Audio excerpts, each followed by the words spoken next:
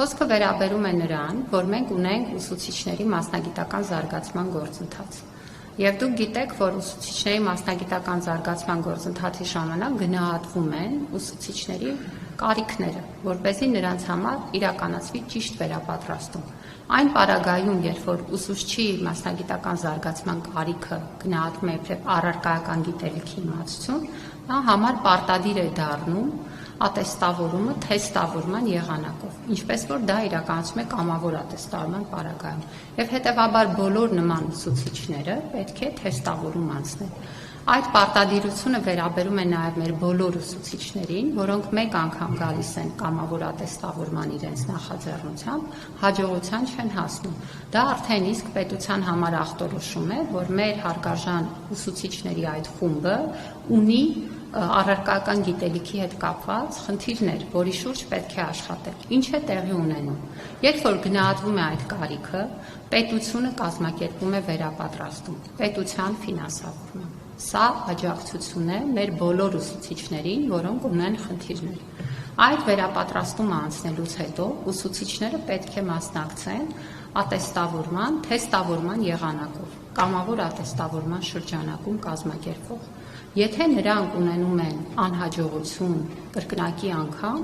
ապա այստեղ արդեն բնականաբար նրանց հետագա աշխատանքի հարցը կանգնում է։ Ես ցավում եմ, որ այդ իրավիճակը տեղի է ունենում։ Մենք արդեն ունենք ուսուցիչներ, որոնք 2 եւ ավել անգամ անհաջողության են մատնվել եւ շուրջ 80 ուսուցիչների մասով արդեն այդ որոշումները կայացված են։ Բայց մենք պետք է հստակ պատասխանատվություն ունենանք, որ մեր ուսուցիչները աշխատում են մեր երեխաների հետ եւ մեր երեխաների կրթության մասին է խոսքը եւ կարող է լինել ամենալավ մարդը ամենահրաշալի հատկանիշներով, բայց եթե առարկայական գիտելիքի խնդիրը սահմանափակում է եւ շարունակական աջակցության դեպքում տեղի չի ունենում, արդյունավետության բարձրացում, հետեւաբար գուցե այդ մարդու զբաղվածությունը պետք է փնտրել այլտեղ եւ մեր երեխաների հետ պետք է աշխատեն այն ուսուցիչները, որոնք կարողանում են նաեւ այդ գործընթացում ցույց տալ իրենց իմացությունն ու հմտությունները։ Սրա մասին է խոսքը եւ այն, ինչ որ ասվել է վարչապետի կողմից, այն է, ինչ որ արդեն իսկ իրականացվում է մի քանի տարի շարունակ։ Ինչ վերաբերվում է ձեր մյուս հարցին, բայց ժամկետներ կան, որ բոլոր ուսուցիչները պետք է համեստավորում անցնեն, որպեսզի շարունակեն աշխատել։ Նայեք, ես ձեզ փորձեցի նկարագրել յուրաքանչյուր տնօրեն ամեն տարի գարնանը գնահատում է